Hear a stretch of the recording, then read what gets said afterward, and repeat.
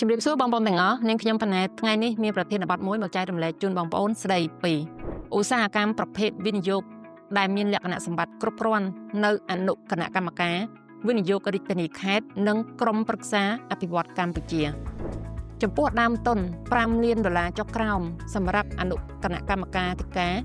វិនិយោគរាជធានីខេត្តដក8ចំណុចចេញដែលមានចែងនៅក្នុងអនុក្រឹត្យលេខ120 អនក្របករបស់រាជរដ្ឋាភិបាលចំណែកឯដើមទុន$5 លានឡើងនិងបុកបញ្ចូល8ចំណុចដែលមានចែងនៅក្នុងអនុក្រឹត្យលេខ